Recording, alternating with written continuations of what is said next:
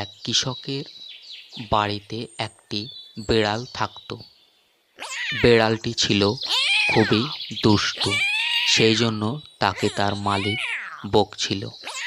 সে কোনোভাবেই কথা শুনছিল না।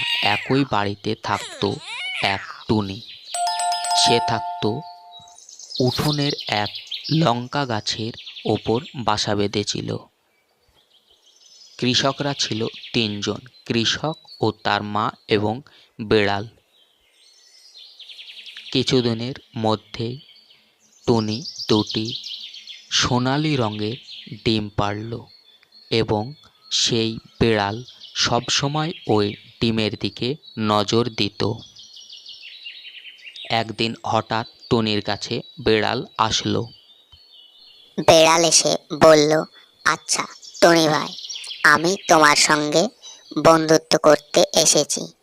তুমি কি আমার সঙ্গে বন্ধুত্ব করবে? টুনি তো সবটাই বুঝে গেল।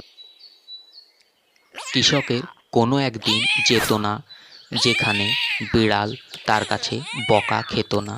সে কোনো না কোনো কাজে কিছু করত এবং কৃষক তাকে সব সময় বকত।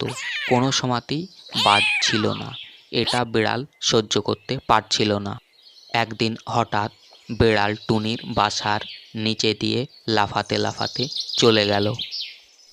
শোনো বাচ্চারা, আমি যখন থাকবো না তখন তুমি কোনো সময়তেই ওই বেড়ালের সঙ্গে কথা বলবে না বা ওর সঙ্গে বন্ধুত্ব করার চেষ্টা করবে না।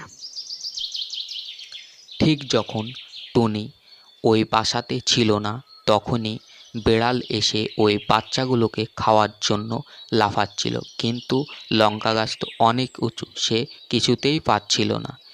এইভাবে সে মনে মনে ভাবতে থাকে, কখন আমি ওই বাচ্চাগুলোকে খাবো, এবং ফন্দি আঁটতে থাকে কিভাবে খাওয়া যায়। সে কিছুই বুঝছিল না।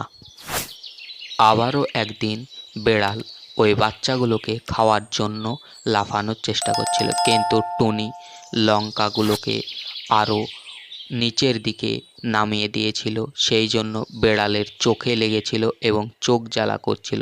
সেই জন্য সে ওটা থেকে পালিয়ে গিয়েছিল। সেই যে বেড়ালের শিক্ষা হয়েছিল, আর কখনো ওদের সঙ্গে দুশমনি করার চেষ্টা করেনি।